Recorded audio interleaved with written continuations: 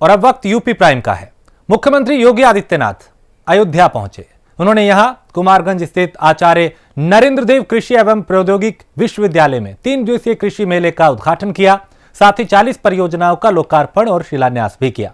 इस मौके पर मुख्यमंत्री ने विपक्षी दलों पर निशाना साधा और कहा कि जिन्हें किसानों की प्रगति अच्छी नहीं लगती वो कृषि कानून को बार बार इसका विरोध कर रहे हैं।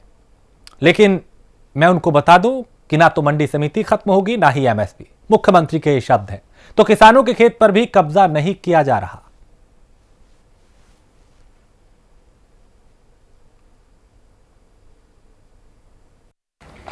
भाइयों बहनों, तकनीक की जानकारी होना आज के दिन की बहुत बड़ी उपलब्धि है। आज आप देखते होंगे भारत सरकार की या प्रदेश सरकार की कोई भी योजना आ रही है, हम उसे तकनीक के साथ जोड़ करके कैसे उसके जीवन में, किसान के जीवन में, मजदूर के जीवन में, सामान्य नागरिक के जीवन में कैसे परिवर्तन लाने का कार्य कर रहे हैं।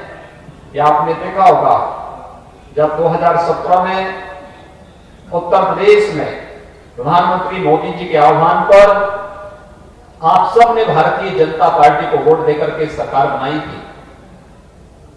और सरकार बनाने के बाद जब आप लोगों ने जो भारतीय जनता पार्टी का लोक कल्याण संकल्प पत्र था कि हम किसानों के 1 लाख रुपए तक के कृषि ऋण को माफ करेंगे, और हमारी पहली ही कैबिनेट ने यह निर्णय लिया, तो वह पैसा सीधे किसान के खाते में बैंक में गया और बैंक का कर्जा स्वतः ही माफ होकर के हमारे सांसद, हमारे विधायकगण किसानों के पास सर्टिफिकेट लेकर के पहुंचे थे कि सर्टिफिकेट आपका है अन्नदाता, यह आपका सर्टिफिकेट है, अब आप कर्ज से मुक्त हुए हैं। यानी कर्ज से मुक्त होने का मतलब आपके जीवन में खुशहाली लाना हमारा दायित्व है। उस दायित्व के लिए हम सब आपके साथ जुड़े हुए हैं। भ्रामक प्रचार करने का प्रयास किया जा रहा है कि किसान की खेती पे कब्जा हो जाएगा।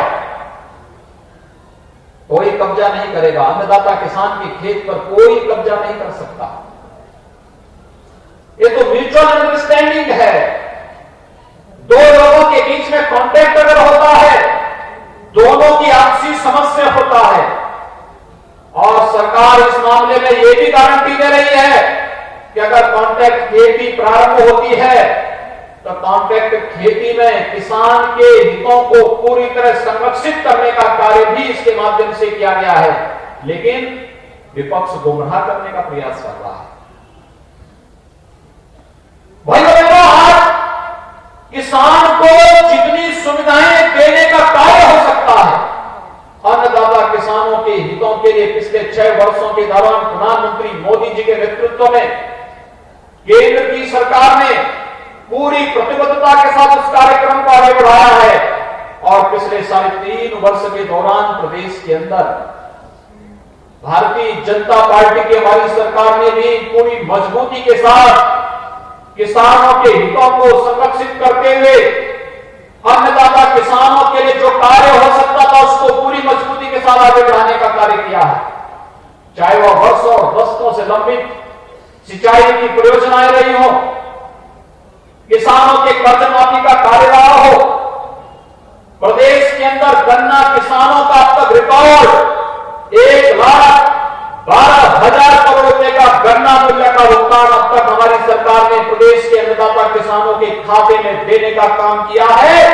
और मैं आभारी हूं प्रधानमंत्री मोदी जी का कि जो हमारा यहां का किसान चीनी एक्सपोर्ट किया था दुनिया के अन्य देशों में, भारत सरकार ने जो एक्सपोर्ट सब्सिडी दी थी उसका पैसा भारत सरकार लीज कर रही है। पैसा सीधे किसानों के खाते में जाने वाला है। मैं इसके लिए प्रधानमंत्री मोदी जी का अभिनंदन करता हूं कि उन्होंने अन्नदाता किसानों के खाते में पैसा देने का कार्य किया है। और ना करें कितना पैसा किसानों के खाते में जा रहा है। और यही नहीं, आप याद करिए 2017 के पहले प्रदेश के अंदर किसानों की उपज को खरीदने के केंद्र नहीं लगते थे। बिचौलिए और दलाल उसमें हावी हो जाते थे। 2017 के बाद प्रोक्योरमेंट का कार्य हमने प्रारंभ किया। पहले वर्ष जैसे मार्च में सरकार बनी, 1 अप्रैल से गेहूं का क्रय होना था, हम लोगों ने पहले ही वर्ष में 36 लाख मीट्रिक टन गेहूं का क्रय सीधे किसानों से किया। धान का क्रय 52 लाख मीट्रिक टन किया। अगले वर्ष 56 लाख मीट्रिक टन गेहूं का क्रय और 52 लाख मीट्रिक टन धान का क्रय सीधे किसानों से किया। और इस वर्ष आप जान ही रहे हैं, कोरोना कालखंड में हम लोगों ने चीनी मिलें बंद नहीं होने दी। लोग कहते थे चीनी मिलें बंद हो जाए, कर देनी चाहिए। हमने कहा नहीं, अन्नदाता किसान के हित में हम जो भी सावधानी बरतेंगे, हम सावधानी बरतते हुए चीनी मिलों को बंद नहीं होने देंगे। हर किसान का गन्ना, खेत किसान के गन्ना मिल तक पहुंचाने की व्यवस्था होगी। इस प्रकार की सुविधा सरकार देगी। हमने चीनी मिलें भी चलाई, खांडसारी उद्योग को भी चलाया और साथ साथ प्रदेश के अंदर गेहूं का क्रय हो, धान का क्रय हो, पूरी मजबूती और पूरी ईमानदारी के साथ करने का कार्य किया जा रहा है। भाइयों बहनों, हम सब का दायित्व बनता है जब सरकारें पूरी मजबूती के साथ, पूरी संवेदनशीलता के साथ आपके हितों के लिए कार्य कर रही हो, कोई कारण नहीं होता है कि हम फिर किसी भी प्रकार से किसी को गुमराह करने का कोई अवसर उपलब्ध कराएं। ये जितना भी कदम केंद्र सरकार ने कृषि कानून के माध्यम से प्रारंभ किया है, ये किसानों की आमदनी को दुगना करने के साथ साथ ग्रामीण क्षेत्र में व्यापक रोजगार की संभावनाओं को बढ़ाने के लिए भी किया गया है। आखिर हमारा युवा भी गांव में ही रोजगार पाएगा, कोई फूड प्रोसेसिंग के उद्योग में पाएगा, कोई पैकेजिंग में पाएगा, कोई कृषि विज्ञान केंद्र की तकनीकी जानकारी देने के लिए पाएगा, कोई किसी अन्य उपज के माध्यम से कोई वन डिस्ट्रिक्ट वन प्रोडक्ट के कार्यक्रम को आगे बढ़ा करके पाएगा। लेकिन हर स्तर पर हर एक नौजवान को, हर एक किसान को, उन किसान की आमदनी को बढ़ाने, नौजवान को रोजगार के साथ जोड़ने की कार्रवाई सरकार करने जा रही है।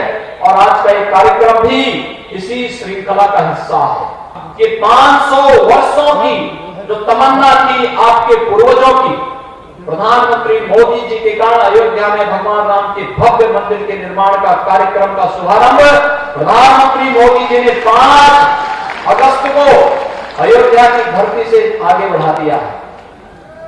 अब आप देख रहे हो कि अयोध्या एक नई अयोध्या के रूप में विकसित हो रही। हमारी ऐतिहासिक और पौराणिक नगरी अपनी पौराणिक और ऐतिहासिक परंपरा को चूर्ण बनाए रखते हुए नए गढ़ेवर के रूप में दुनिया के सामने, दुनिया की सबसे खूबसूरत नगरी के रूप में सामने आएगी। हम सब पर प्रभु श्री राम की कृपा बनी रहे। हम सब खेती किसानी के साथ साथ विज्ञान और तकनीक के साथ जोड़ करके, नए अनुसंधान के साथ जोड़ करके प्रत्येक भारतवासी के चेहरे पर खुशहाली लाने में उत्तर प्रदेश का प्रत्येक नौजवान अपना योगदान दे सके, इस विश्वास के साथ आप सभी अन्नदाता किसान भाइयों बहनों के प्रति मैं एक बार फिर से यहां पर जो नए कृषि विज्ञान केंद्र, नए सेंटर ऑफ एक्सीलेंस के लोकार्पण और शिलान्यास का कार्यक्रम यहां पर आज संपन्न हुआ है, इसके लिए आप सबको मैं हृदय से बधाई देता हूं। उत्तर प्रदेश में विधानसभा चुनाव में 1 साल से ज्यादा का वक्त है, लेकिन राज्य में सियासी गोलबंदी अभी से शुरू हो गई है। सुहेलदेव भारतीय समाज पार्टी के अध्यक्ष ओम प्रकाश राजभर इन दिनों यूपी में अपनी पार्टी को मजबूत करने में जुटे हैं।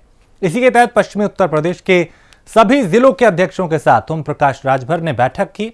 इस दौरान मीडिया से बात करते हुए उन्होंने अपनी पार्टी की प्राथमिकताएं गिनवाई और प्रदेश में 2022 में सरकार बनने पर कॉन्वेंट स्कूल की तरह मुफ्त शिक्षा और चिकित्सा देने की बात कही।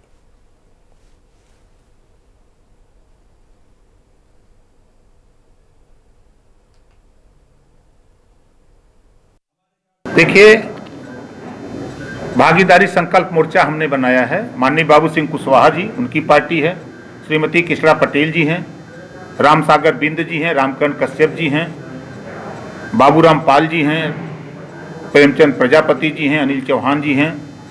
ये 8 लोग हम लोग साल भर पहले मोर्चा बना करके हम लोग शुरुआत किए। बीच में कोरोना आ गया। इधर अभी देखा 5 दिन पहले लगभग 16 तारीख को माननीय ओवैसी जी से हमारी मुलाकात हुई। हैदराबाद से उछल के लखनऊ आए, हमारी उनकी बात हुई। उन्होंने इस बात को कहा कि हम भी भागीदारी संकल्प मोर्चा में आज शामिल हो रहे हैं और ओम प्रकाश राजभर जी के नेतृत्व में हम 2022 का चुनाव लड़ेंगे।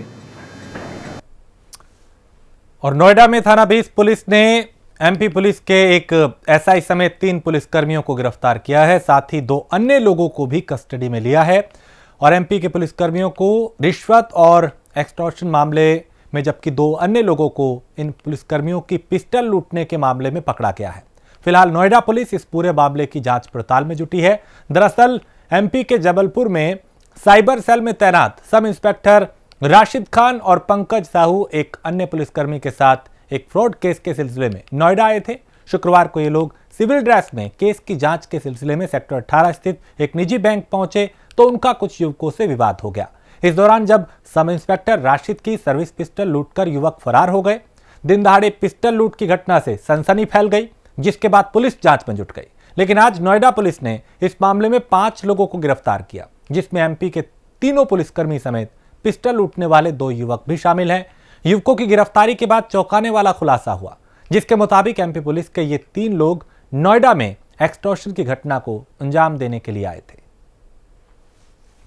वे पुलिसकर्मी हैं, उनकी पिस्टल छीनी गई है। इस सूचना पर तत्काल पुलिस मौके पर पहुंची, अभियोग पंजीकृत किया गया। छानबीन जब की गई तो उसमें ये संज्ञान में आया कि जबलपुर से साइबर सेल की एक टीम आई हुई थी, जिसके ये दोनों सब इंस्पेक्टर थे और जिनसे पिस्टल छीनी गई थी। जब इसमें 395 में मुकदमा दर्ज करके आगे की इन्वेस्टिगेशन जब शुरू की गई तो जानकारी करने पे ज्ञात हुआ कि ये जो साइबर सेल की टीम है, ये वहाँ की एक कंप्लेंट के जांच के सिलसिले में यहाँ आई थी और जो इसमें इनकी जो जांच थी उसमें जो मुख्य आरोपी था सूर्यभान यादव, उसके ये 2-3 दिन से संपर्क में थी और उसका आईसीआईसीआई बैंक सेक्टर 18 में जो अकाउंट था उसको पहले से इन्होंने जांच के क्रम में फ्रीज किया हुआ था। तो कोरोना के प्रति देश के लोगों को जागरूक कर रहे युवा फैशन डिजाइनर मनीष त्रिपाठी ने विश्व का सबसे बड़ा मास्क तैयार करने की जिम्मेदारी उठाई है। मास्क बनाने के लिए उत्तर प्रदेश खादी ग्राम उद्योग द्वारा खादी कपड़े प्रदान करने के लिए उत्तर प्रदेश खादी ग्राम उद्योग भवन में कार्यक्रम का आयोजन किया गया, जिसमें मुख्य अतिथि के तौर पर अपर मुख्य सचिव खादी ग्राम उद्योग नवनीत सहगल बतौर अतिथि के रूप में कार्यक्रम में शामिल होकर विश्व का सबसे बड़ा मास्क तैयार करने के लिए फैशन डिजाइनर को खादी कपड़ा जो है उन्होंने प्रदान किया और ये मास्क लगभग 150 स्क्वायर मीटर का तैयार किया जाएगा, जिसको 2 जनवरी को लॉन्च किया जाएगा। कोविड का जो मास्क लगाना एक अनिवार्यता है, उसके बारे में हम लोग क्या कहते हैं एक अवेयरनेस फैला सके। दूसरा, खादी का ये मास्क रहेगा तो खादी को एक ग्लोबल लेवल पे हम एक पहचान, ऑब्वियसली पूरा वर्ल्ड खादी के बारे में जानता है, बट उसकी जो उसका जो एक बड़ा स्वरूप है वो देख के शायद कहीं ना कहीं जो हमारे आर्टिजन हैं, जो हमारे क्राफ्टमैन हैं, जो खादी से जुड़े हुए हैं, उनके अंदर भी मनोबल बढ़े और खादी को हम और भी रूप में उसको दे सकें, क्योंकि ये मास्क बनने के बाद इसको हम फर्दर अपसाइकिल करने वाले हैं ऑल्टरनेट प्रोडक्ट्स में। तो जो लोग शायद खादी को समझते शायद कपड़ा ही नहीं बन सकता है, शायद कपड़े के अलावा और भी क्या इसका उपयोग हो सकता है, उसको भी हम फर्दर इसको इस मास्क के थ्रू हम उसको आगे ले जाएंगे। और उत्तर प्रदेश में कोरोना के मामले घट रहे हैं। कोरोना को लेकर यूपी सरकार ने प्रेस कॉन्फ्रेंस की। सरकार की तरफ से कहा गया कि प्रदेश में अब तक 2 करोड़ 23 लाख कोरोना टेस्ट किए जा चुके हैं, जो कोरोना के टेस्ट का अब तक का सबसे बड़ा आंकड़ा है। और क्या कुछ कहा गया, सुनते हैं उन्हें। उत्तर प्रदेश सरकार द्वारा एक योजनाबद्ध तरीके से कार्य किया जा रहा है। अब तक लगभग 2 करोड़ 23 लाख टेस्ट हो चुके हैं। 2 करोड़ 23 लाख टेस्ट देश में किसी भी प्रदेश में होने वाले टेस्ट में सबसे अधिक है। इसके अतिरिक्त प्रदेश सरकार द्वारा एक विशेष अभियान चलाकर जो सर्विलांस का अभियान है, जिसमें कि स्वास्थ्य विभाग की टीमें घर घर जाकर पूछ रही है संक्रमण की स्थिति के, किसी को संक्रमण यदि है तो उसको चिन्हित करके उसका तुरंत इलाज कराया जाए। उसके क्रम में भी लगभग 14 करोड़ 90 लाख के आसपास की जनसंख्या को संपर्क किया जा चुका है। जैसे पहले आपको बताया, प्रदेश में अस्पतालों में बेड की संख्या लगातार बढ़ाई जा रही है। लगभग 1,57,000 बेड के आसपास अभी वर्तमान में अस्पतालों में उपलब्ध हैं। वर्चुअल आईसीयू का जो है वो एक कार्यक्रम चलाया जा रहा है जिसके माध्यम से बेहतर इलाज की व्यवस्था है। प्रदेश में संक्रमण कम हुआ है लेकिन सावधानी की आवश्यकता है। मास्क लगाए रख के हाथ धोते रहना और सामाजिक दूरी बना के रखना। कंटेनमेंट जोन और हॉटस्पॉट में कमी आ रही है। प्रदेश में कोरोना से प्रभावित जो औद्योगिक गतिविधियां थी वो पुनः चालू हो गई हैं और अब बड़ी तेजी से प्रदेश में औद्योगिक उत्पादन बढ़ा है। 8,18,000 इकाइयां पहले से कार्यरत थीं। अब इस वर्तमान वित्तीय वर्ष में 6,79,000 नई इकाइयां एमएसएमई की स्थापित हुई हैं। इन नई एमएसएमई इकाइयों को बैंकों द्वारा लगभग 20,764 करोड़ रुपए के ऋण वितरण किए गए हैं। कुल मिलाकर नई व पुरानी इकाइयां कुल मिलाकर प्रदेश में लगभग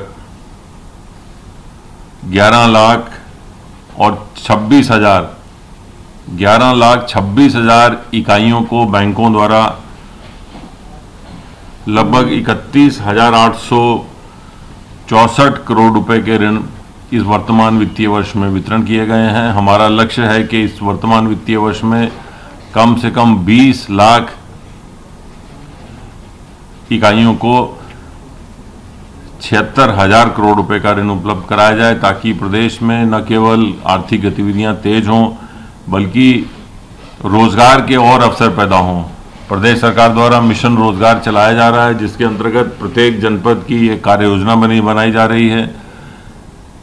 सरकारी नौकरियों के माध्यम से रोजगार, स्वरोजगार, सरकारी योजनाओं से तथा बैंकों से समन्वय करके कौशल प्रशिक्षण द्वारा स्वरोजगार तथा विभिन्न विभागों द्वारा चलाए जाने वाले प्रोजेक्ट निर्माण कार्य में जो रोजगार के अवसर उपलब्ध हो रहे हैं, इन सबको एक योजनाबद्ध तरीके से बढ़ाया जाएगा ताकि प्रदेश में अधिक से अधिक रोजगार के अवसर पैदा किए जाएं। केवल एमएसएमई इकाइयों से अब तक लगभग 27 लाख लोगों को रोजगार के अवसर उपलब्ध कराए गए हैं और ये लक्ष्य 50 लाख का है जिसे कि मार्च तक पूरा किया जाएगा।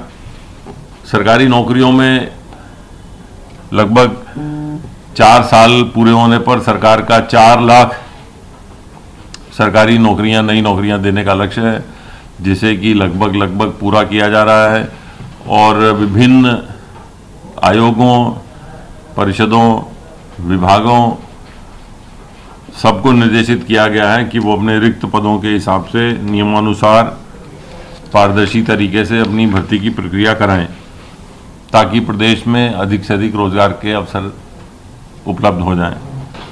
कोरोना वायरस के संबंध में प्रदेश की स्थिति इस प्रकार है।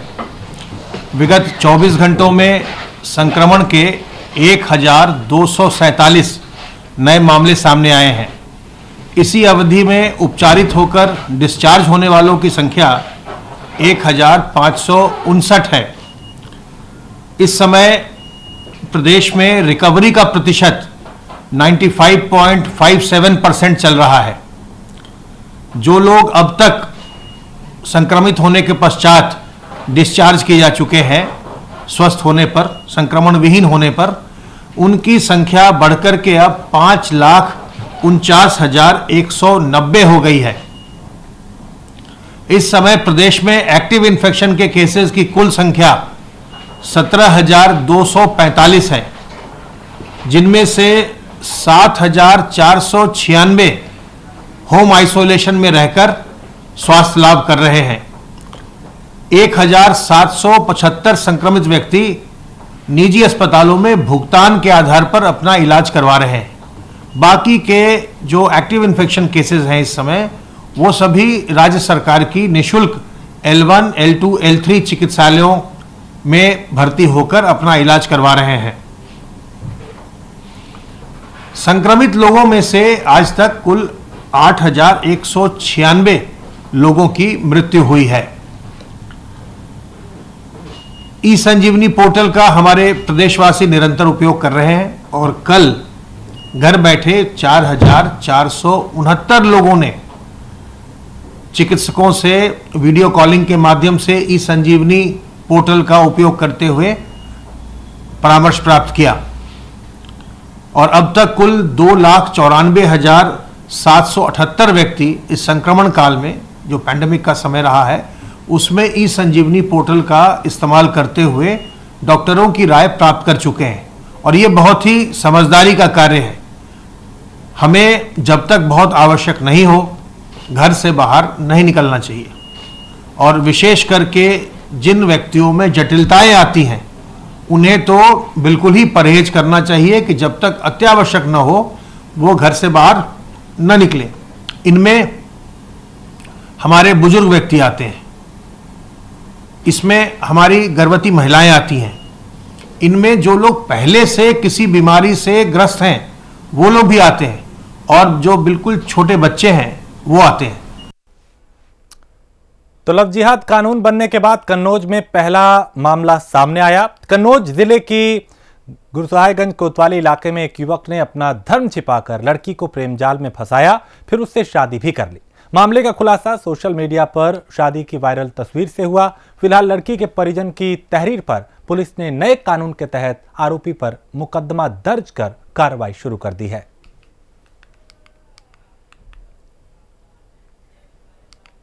क्या घटना हुई आपके साथ? अरे घटना क्या, मैं एक मुसलमान का लड़का था, है ना, और मेरी बहन से जो उन पर उसके जो है बातचीत हुई गई। फिर क्या हुआ? तो उसने उसे अपनी बातें के जाल में फंसा लिया।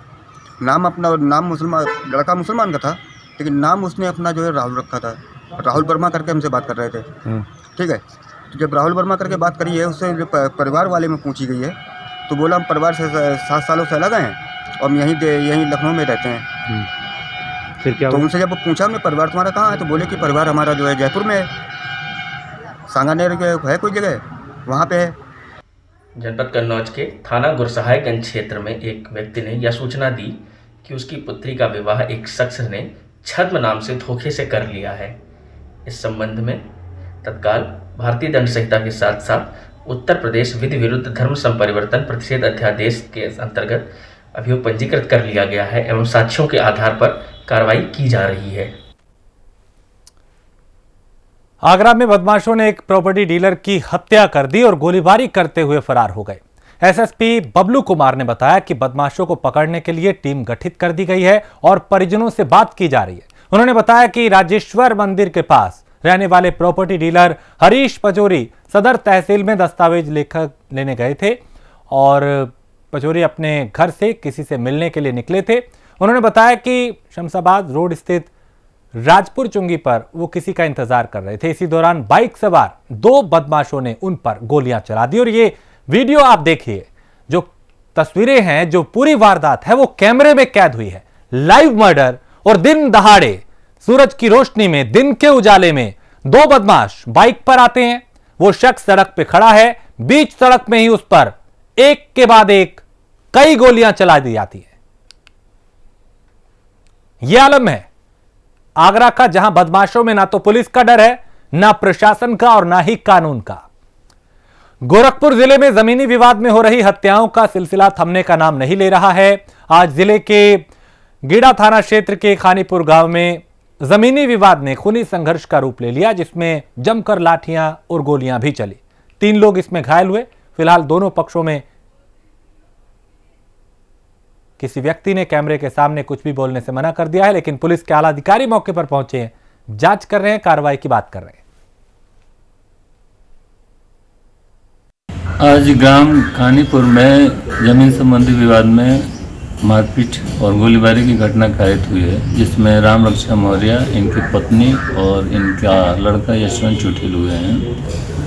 यशवंत के पैर में गोली लगी है और राम रक्षा और उनकी पत्नी गिरजा देवी को लाठी डंडे की चोट है। पुलिस द्वारा इस विषय में जो है मुकदमा दर्ज करने और अभियुक्तगण की गिरफ्तार करने की कार्रवाई की जा रही है। शीघ्र ही अभियुक्तों की गिरफ्तारी की जाएगी। और इसी के साथ इस बुलेटिन में फिलहाल इतना ही। देश प्रदेश की बाकी खबरों के लिए आप देखते रहिए प्राइम न्यूज।